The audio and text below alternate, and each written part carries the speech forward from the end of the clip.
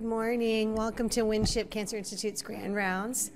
It's my pleasure to introduce Dr. Mia Gaudet, who's the Adjunct Associate Professor in the Department of Epidemiology in the Rollins School of Public Health, and she is the Strategic Director of Breast and Gynecological Cancer Research at American Cancer Society. It's my honor and pleasure to introduce you to Dr. Gaudet. Hello, everyone. Oh, thank you for the invitation to come and speak to you.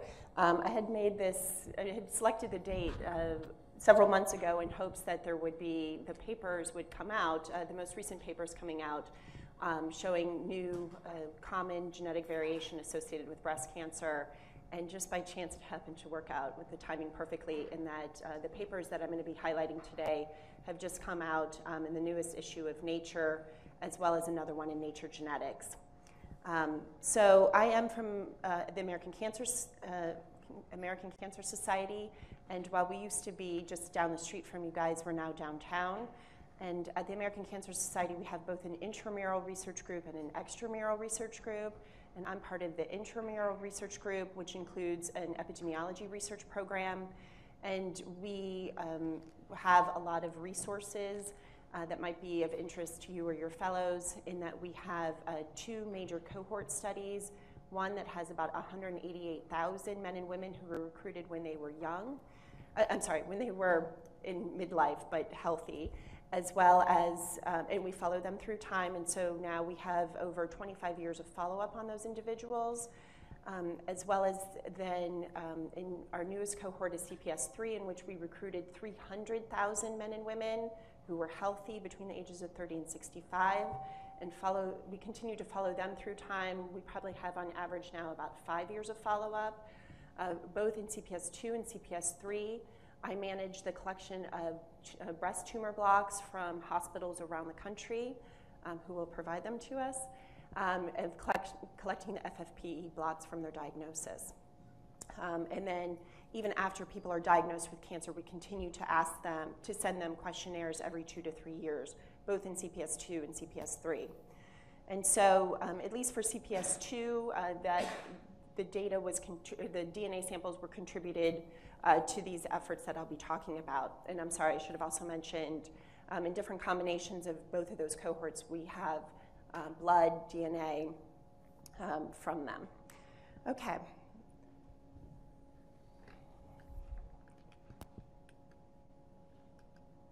So again, my goal of this talk is to talk about the recent genome-wide association study findings that came out about breast cancer, and to put those into the context of the overall landscape of breast cancer.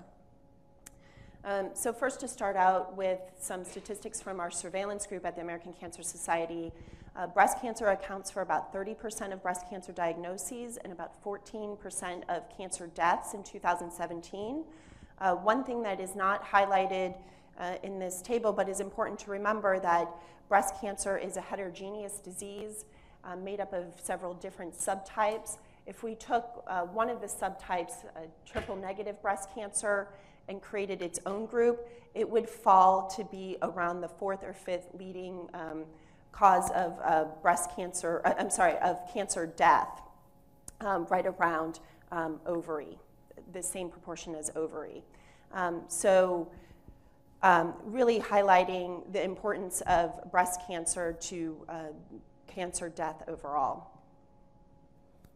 So breast cancer in general is associated with aging, and breast cancer incidence increases with age, particularly before the menopausal period. You can see that the slope continues to rise at a steep rate, but then levels off after menopause and even starts to decline. This pattern varies slightly of when this turn occurs for non-Hispanic white women, African American women, as well as a real difference between Hispanic and Asian women, highlighting perhaps some of the differences in risk factor prevalences between these four groups. So here is a table, again, from our surveillance group at the American Cancer Society, highlighting the 10-year probability of breast cancer at different ages but also to show that overall among US women, the lifetime risk of breast cancer is 12.4%, which is about 1 in 8 women. And I'll go, it's important to remember this statistic when we compare it to other individuals that have genetic predispositions to breast cancer. So most breast cancer diagnoses are, and I'm sorry, this should say hormone receptor positive breast cancer, as you can see here in all of the 5 different racial ethnic groups highlighted here, that the ER positive, PR positive, HER2 negative breast cancer is the most common. And this is in contrast to, sometimes this is referred to with gene expression arrays as luminal A group. And this is compared to luminal B, the HER2 enriched, as well as then triple negative, although the triple negative breast cancer is the second most common type of breast cancer in the US and other highly screened populations. So triple negative breast cancer differs clinically from luminal, that being ER positive, HER2 negative breast cancer, in regards to many different clinical factors.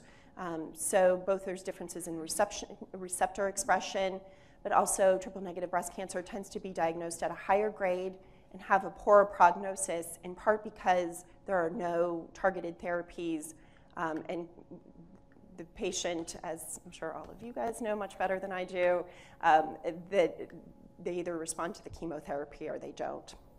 And something that's not highlighted here is that triple negative breast cancer, as opposed to luminal breast cancer, tends to be more often diagnosed as an interval breast cancer as opposed to screen detected. So really highlighting both with the differences in screening as well as the differences in survival, the importance of being able to identify women who are at high risk for triple negative breast cancer and being able to target them for chemo prevention or other prevention strategies. So we can do this by targeting women by determining what their risk factor profiles are. So in a hypothetical distribution of breast cancer, there would be people who, the majority of the people would fall at the low risk end, who would have no family history of breast cancer, might have a low to moderate polygenic risk score, which I'll talk about more later, but this is comprised of common genetic variants, and would have very few environmental or non-genetic risk factors. But then you would also have other groups of women who might have a higher genetic risk score and some or more environmental risk factors falling in this mid-range, as well as a small proportion of people who are at the very highest risk of breast cancer because of their genetic profile, including both moderate and high penetrant mutations and a strong family history of breast cancer.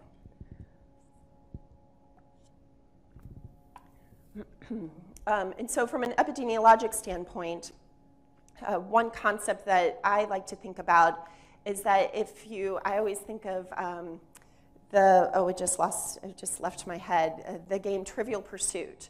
When you play Trivial Pursuit, you get a pie, and in that Trivial Pursuit, the point of the game is to go around the game board and pick up all of your pieces of pie.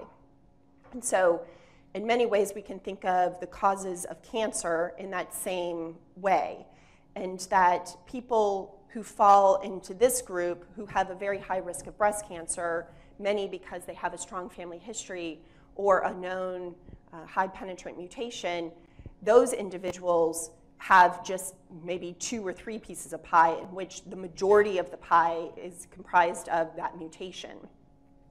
But these individuals would have many more slices of pie, many more slices in their pie that would be comprised of a portion of genetic, as well as a portion of perhaps modifiable and non-modifiable, non-genetic or environmental factors. And these individuals would probably have even more slices to their pie, in which only over their lifetime, only 1 or 2 pieces of their pie are filled. So we know in many ways that that there are pies in which the majority slice is due to genetic factors, and we know this through a long history, centuries of observations around familial aggregation of breast cancer. But we can start to quantify this by looking at both twin studies and epidemiologic studies. So within the twin studies, this provides us really important information about the proportion of the slices in the pies of a population that include a genetic factor. So here, this proportion of 31% of the breast cancer variability in a population is due to inter-individual genetic differences is not a population attributable risk to say 33% of breast cancer is due to genetics. It's rather saying if you could look at everyone's pies, that the proportion of pies that overall of the pie slices, 33% would be, or 31% would be genetic. So that gives us an understanding of what the denominator is when we're looking at what are all of these, how can we, we want to be able to identify all the genetic causes of breast cancer, and we want to identify all of this 31%. But this statistic allows us to understand what the denominator is. So how do we know when we're done identifying what all the genetic causes of breast cancer are? And we can do this by calculating different proportions, which I'll talk about throughout the talk, about how much of this SNP or this mutation explains the relationship with breast cancer, the genetic relationship with breast cancer.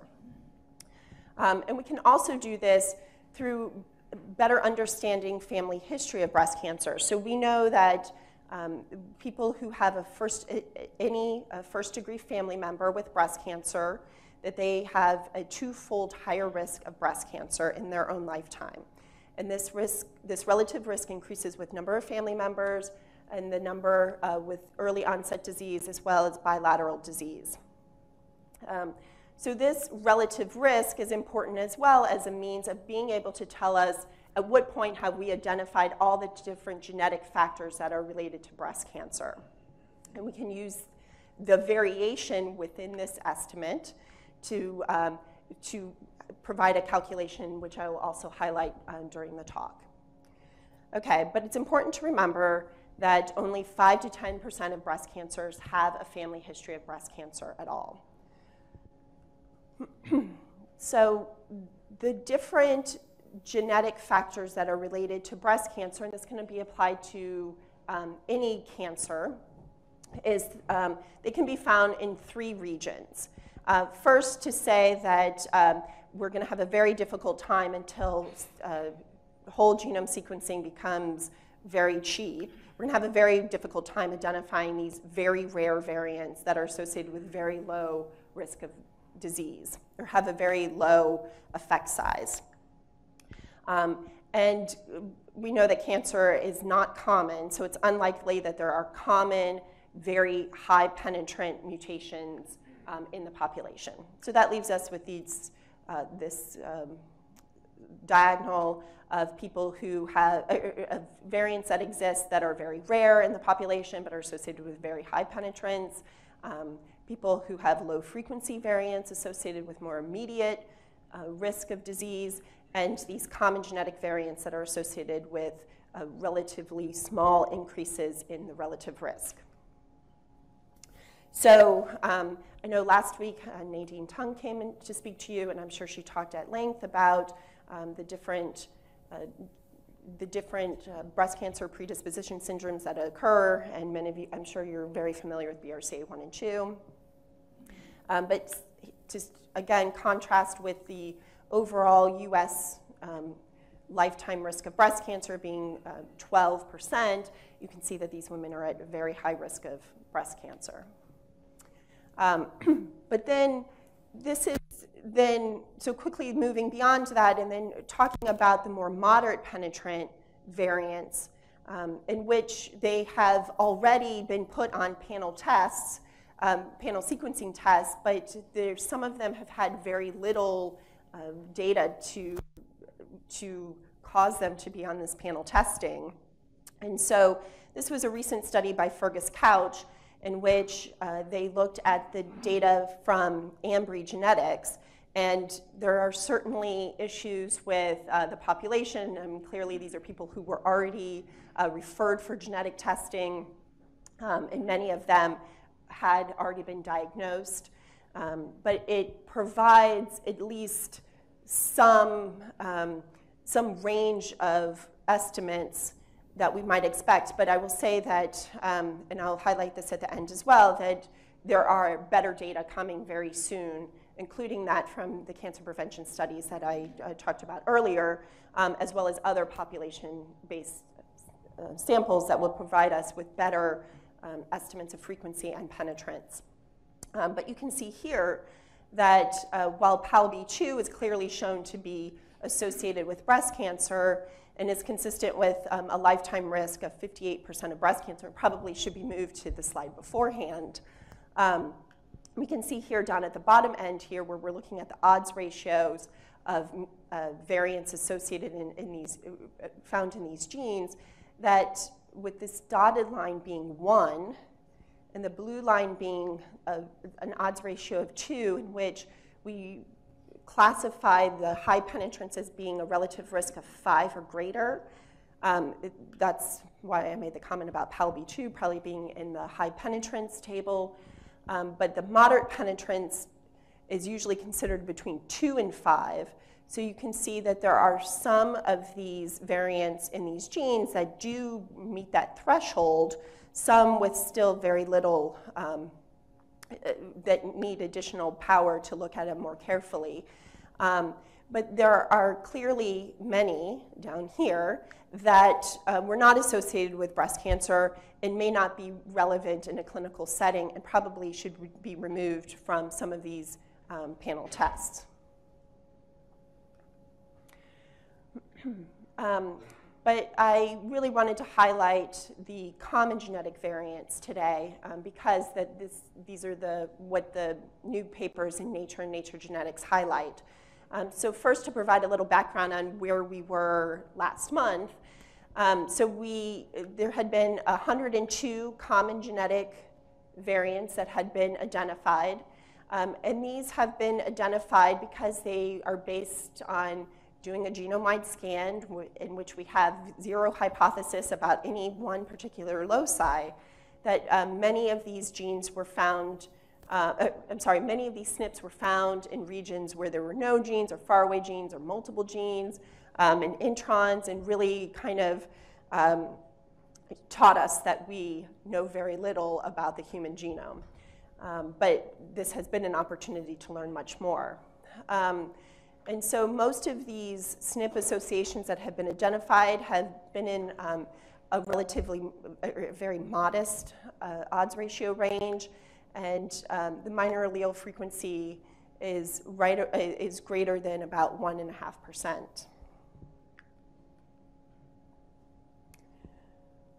So about 2 years ago, there was an attempt to create a new array with Illumina that included both a genome-wide association backbone, which would allow for imputation up to 11.8 million independent SNPs, as well as then a large number of nominated SNPs that were based on preliminary data from 6 different cancer types, as well as preliminary data from a variety of different GWASs on different aggressive breast cancer characteristics, as well as SNPs that were related to breast cancer survival, as well as GWASs on breast density.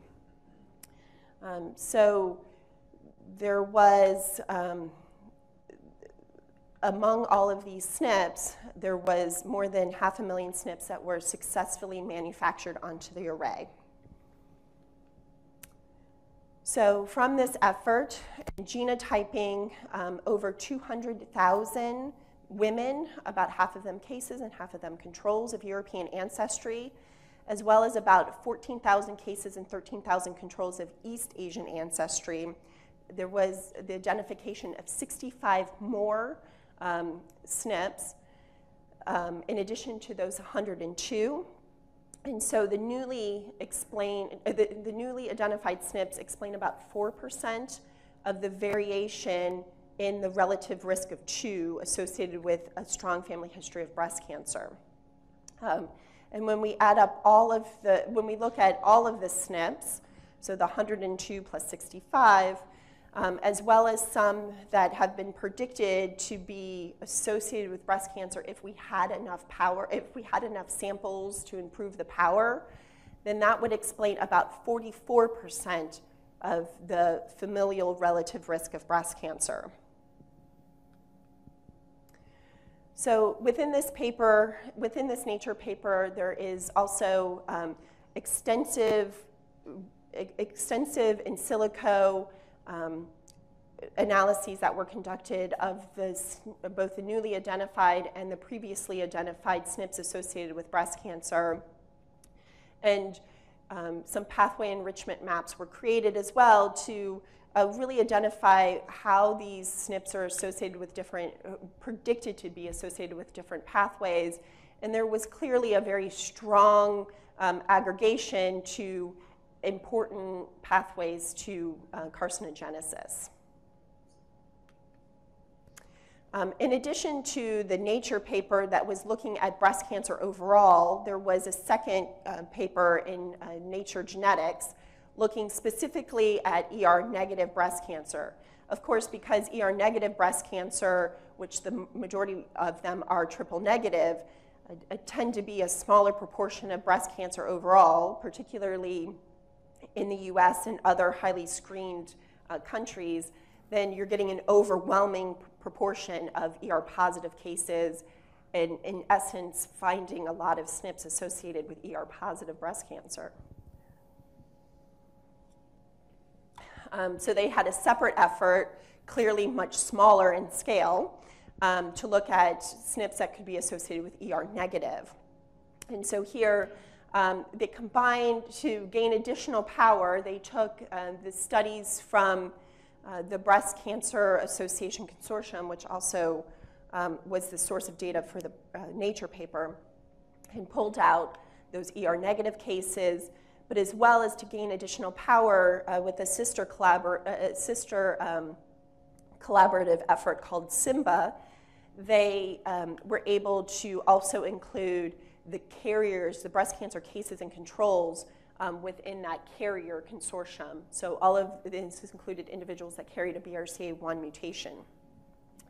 And so in this study, they were able to confirm 10 of the 11 previously reported ER-negative specific SNPs, as well as, so those are ER-negative specific SNPs, but then also they replicated associations among the overall breast cancer SNPs to find that many of them had a more attenuated association with ER-negative breast cancer compared to that for overall breast cancer. And also were able to identify 10 new SNPs, which you can see in this panel B down here, when they take away the previously confirmed ones. So in total, there are 125 loci that are associated with ER-negative breast cancer, and this explains 16% of the familial relative risk of ER-negative breast cancer.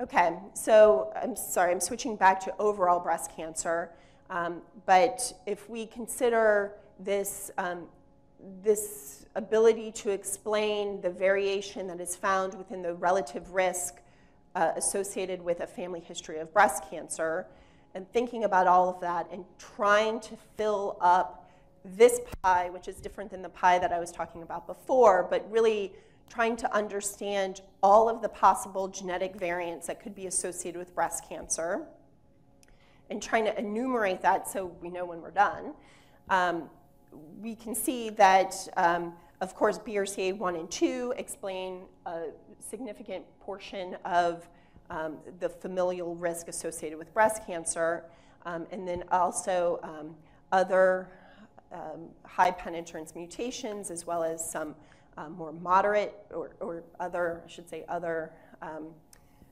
high penetrance. But then also showing the large contribution of these common genetic variants that each, on their own, they only explain a little bit, a very tiny bit of the risk associated with a family history of breast cancer. But together, because there's so many, they're really starting to explain a larger and larger proportion. And there are statistical models that have been run to try to show, well, how much of this green could we eventually learn about? And it does explain a much larger portion than any of these high-risk mutations. But there's still much more to be identified. So doing these genome-wide association studies and identifying these different genetic variants, of course, they have lots of different uses as scientists. They point to important areas of the human genome to pursue with functional assays and fine mapping, and to understand pathways that are associated with breast cancer, as well as understanding how the human genome works. But I'm going to talk more about how we can utilize them for public health, what their public health and clinical implications could potentially be. So again, to keep the three different groups based on penetrance and frequency. So there's the rare mutations that have a very strong association with breast cancer, and these were covered last week. So there's clearly established recommendations on testing, as well as prophylactic treatments. And moving then to the next group of the less frequent or uncommon moderate penetrant variants. Here, I showed some data showing that that there's probably some utility including them in mutation screening panels, but they need much more data to support whether they should actually be on there, or what individual one should be on there. And there is clearly some on there that probably should not be at all. And then as well, then to talk about to spend more time than talking about the common low penetrant variants and their utility for risk discrimination, although they might have very limited ability to predict an individual's risk of breast cancer. And also to provide some evidence that identifying more and more of these variants helps us to improve this discriminatory ability. Okay, so this was a paper published last year in Lancet Oncology, and also included data from the cancer prevention studies. And there's much more work going to occur in this area, but this is looking at this is comparing the distribution of absolute risk of breast cancer in a population based on a model, based on the Gale model here in the blue. So unfortunately, I'm not very good at graphics and can't separate the two. But you would see here clearly most of the people are falling in the average risk with very minimal tails at the low risk end and the high risk end. But you can see that when we have a model that includes self-reported factors like age at menarche, age at menopause and parity, as well as then add in the common genetic variants identified at that time, you can see that more of the people at average risk, so that you can see here that the proportion of people at average risk has fallen between the two models, because these people in the pink model have been redistributed into the lower end of risk as well as the higher end of risk. So really speaking to the ability to identify those people who are at high risk of breast cancer, who you would want to target for additional screening, different screening modalities, as well as chemoprevention or other prophylactic surgeries to lower their risk of disease. So we can certainly do better than this, but this is going to require both identifying more genetic risk factors for breast cancer as well as identifying more non-genetic or environmental risk factors for breast cancer. So the genetic, I should have started from the beginning that these common genetic variants are put into these risk models by using a genetic risk score, which is a weighted sum of the risk alleles, so knowing what the relative risk is associated with that genetic variant, and then counting up the alleles and weighting them by the relative risk associated with them. And so there's a real value in this genetic risk score to reclassify women at average risk, to reclassify women who at average risk into the low or high risk. And this has been found in multiple studies. And so this one that I'm highlighting here that we were involved in has also been shown in other studies. And so I further highlight this capacity of the value of these common genetic variants that are associated with very low penetrance. But data from the OncoArray shows that even if we just look at the genetic risk score, those people that are in the highest 1% had a 3.5-fold higher risk of breast cancer than the population average. So this research obviously is continuing, and there are many efforts that are going on right now that I think are going to be very important in the clinical realm. So the first one, I already alluded to this, that there are ongoing studies. There are two very large pooled analyses, one in the US headed by Fergus Couch that includes data from the CPS2 and CPS3, as well as there always seems to be this division in genetics, and there's a European effort that is being led by Doug Easton, in which they are doing sequencing of genes that would be on panel testing. Fergus is actually using the panel testing, and Doug Easton is using a different method. But this would give us better estimates. And so in Fergus's study, there is 35,000 breast cancer cases, again, coming from the general population, unselected for family history, and an equal number of controls. And I think Doug Easton's effort's a little bigger. And eventually, they'll put all the data together. But this is going to give us a real understanding of what the frequency of these variants are in the general unselected population, as well as the penetrance. And the penetrance might not be the same. As well as then the OncoArray included a lot of nominated moderate variants that were not included in the Nature paper and will be published in subsequent papers. So I think this will be really important to deciding what goes on clinical panel testing, as well as then would help us to just start discussions about who should be tested using these panel tests. And should it be everyone, or should it be a more targeted effort of genetic testing? And I should say as well, in Fergus's effort, there does include an African-American population too, which is critically needed because we really understand very little about the frequency of variants in that population. So there are additional, there will be additional efforts, I'm sure, to further identify breast cancer SNPs, to close the gap of this unexplained familial relative risk of breast cancer. And there are ongoing efforts to improve risk prediction model calibration and validation in women at either high risk of aggressive tumors, which is very important. Again, remember what I said, that of course most of the breast cancers that we see are ER positive. Those are the people who are ending up in our studies. And so we're really good at predicting, or we're relatively good at predicting ER-positive breast cancer. And a recent paper by Mark Sherman showed that we're really good at identifying the ER-positive breast cancers that are among the people who are not going to die of their breast cancer. So we're really good at predicting those people who get breast cancer, but it's not going to lead to breast cancer-associated death.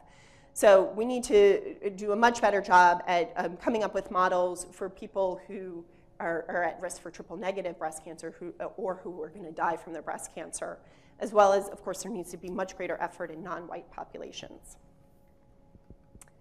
Okay, but I wanted to remind us that breast cancer, genetic epidemiology of breast cancer is still relatively young. So while there were all of these hopes after the initial sequence of the human genome was released that we were going to solve everything by knowing genetics, while that is clearly not true, it is still relatively early, considering that the first breast cancer GWAS occurred in 2007, and even the discovery of BRCA1 and 2 only occurred in the 90s.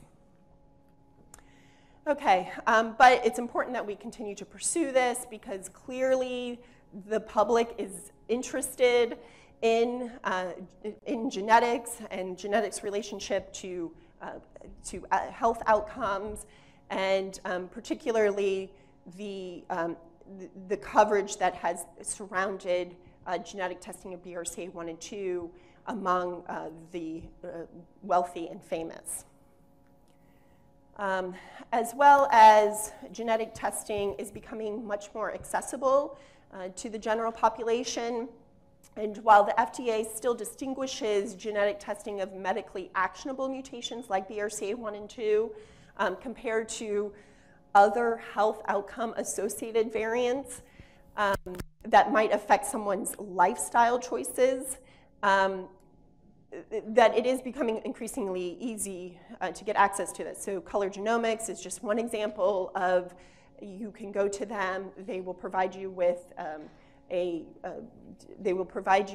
physician's approval for the testing and provide telephone genetic counseling.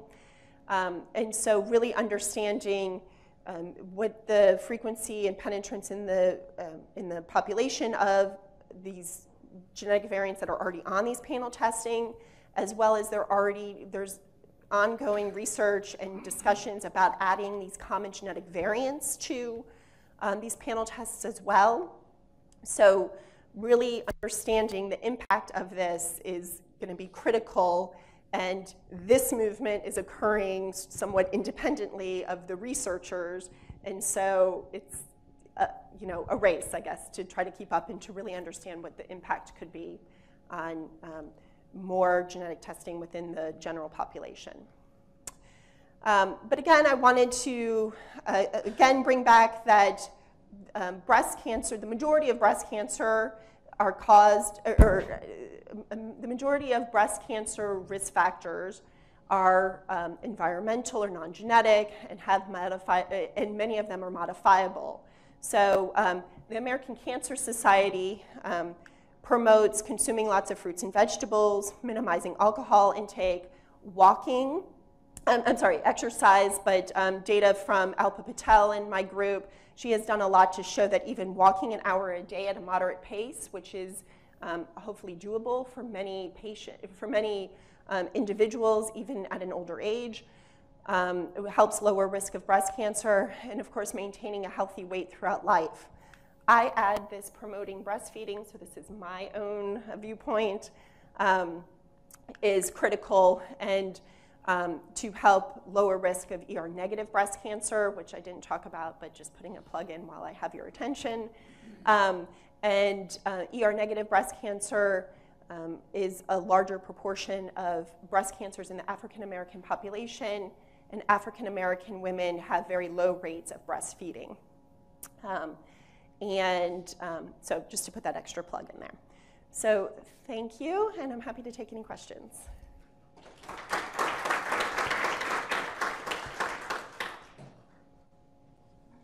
Yes? So interesting overview of some of these less common mutations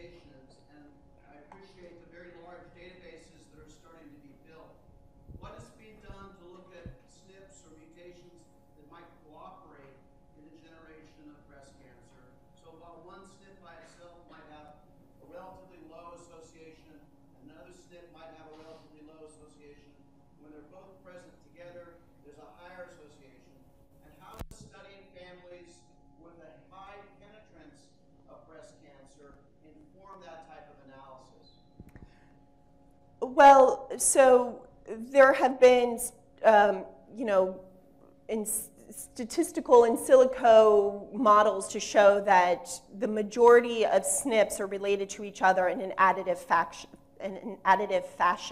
And so that's why the genetic risk score, in which you are simply weighting the relative risk, you're adding up the alleles and then weighting them by the relative risk of each of those particular loci, is the commonly used method for accounting for potential relationships between the SNPs.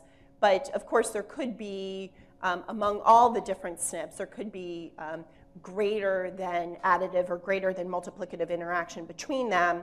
And there are efforts that are ongoing now, and those studies will be published now that the major papers have been released. I'm sorry, I forgot your second question. So some families appear to have a very high penetrance, a very high familial association of breast cancer without identifiable, Yes, and a portion of those families, you're right, I mean, they're very useful in helping to identify, among those individuals too, do these common genetic variants play a role there? And they do. And some of those families can be explained by the accumulation of these low-risk variants. Yes? Some of those SNPs, I think clearly increasing the risk of breast cancer, but can we reverse this by modifying like exercise, diet, healthy eating? Is there any biology or is there any explanation some of those SNPs we can overcome by changing our lifestyle? Thank you for asking that, although now I feel bad for taking out a slide. But in this Page Moss paper here in Lancet Oncology, there's another graph that shows if you split people into deciles based on their genetic risk score, just using the common genetic variants, and look at the range of absolute risk for each of those deciles, it's actually the people who are at highest risk, who had the highest genetic risk score, that have the most variation in that score that could be modified by BMI, HRT, and alcohol, I think is the three variables that they looked at in that paper. But so that is a way of utilizing the genetic risk score and looking at how could we lower the risk in each of those different groups based on their genetic score. And so it does seem feasible. What is your explanation? Because of methylation or why? How you can... I could have like a million guesses. I'm not sure.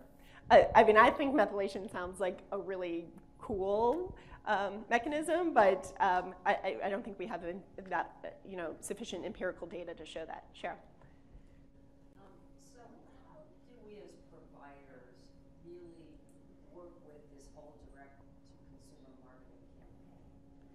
We're dealing with this at Grady, and we're trying to get our hands around it, but I don't think we can really, stop it, because in the end, folks from, genomics are going and speaking to the providers directly, sometimes primary care, sometimes, oncologists, and saying, listen, we're going to offer more access for your patients, but yet, we have to balance that with Yeah. counseling guidance, and then, at the minimum, reporting back into your system so you know what your patient is, and everybody can share in the common conversations. Yeah. So how do you, we can't just keep saying, no, don't do this. We have to embrace it somehow. Yeah. You have some suggestions? I don't, because there's obviously people who really focus on the emotional, the ethical, the logistics of all of this, and I think it's important to bring them together.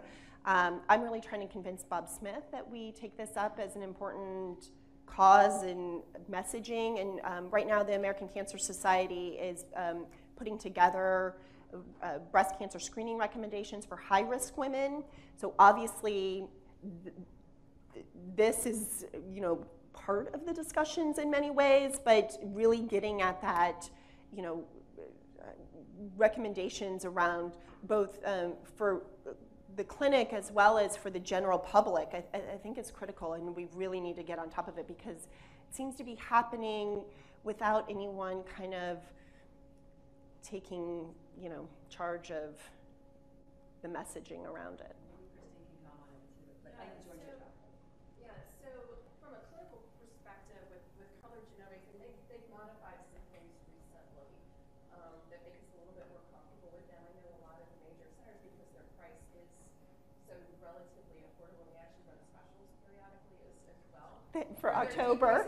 They did one for October. They did one for like Memorial Day, which was sort of odd, but yeah, so their product is not bad. And actually, as a clinical provider, you can get color genomics kits in your office, and you can be the ordering physician as well, and get that information back. And we do occasionally mention that to patients who are concerned and have some history but maybe don't meet insurance guidelines for coverage and testing. The one thing about color is that despite their October promotion where they were doing just BRCA1 and 2, which people sort of rarely do these days for a high-risk breast situation, they have one product. It's one panel. I think it's about 30 genes. So you can't tailor it like you can with some of the other clinical labs, to your patient situation. So you have to know that you're getting that. But they have changed some of their clinical practices recently. They used to not report USs, but they do now. And they do have a comprehensive program for doing that. They used to not. But they update the VUS? They do, yeah. Okay. Yeah, they do have a program for updating VUSs like most of the other Ambry, Myriad, et cetera, do now. So that's a recent change. They also now are powering their tests enough to pick up some rare variants. They're picking up some PMS2 pseudogene things. They're picking up the Rollins inversion and MSH2. So they're picking up some rare things that their test was not powered to do before. So I know a lot of providers, like I know UCSF, they sometimes, what is the financial situation, are using color. So it's something to, it's something to think about. I mean, we haven't used it that much in our practice, but we're starting to think about it more again, especially when we have financial situations. Insurance companies are starting to tighten up on what you can do from a panel perspective. But no, yeah, the consumers can get a kit, and they have some physician somewhere who will sign off on it. But you can control that too in your clinic's situation. Yeah. So I wanted to contrast that with, of course, in ovarian cancer, they think of 20% of high-grade ovarian cancers patients are carriers, and that's contrasted to, so that would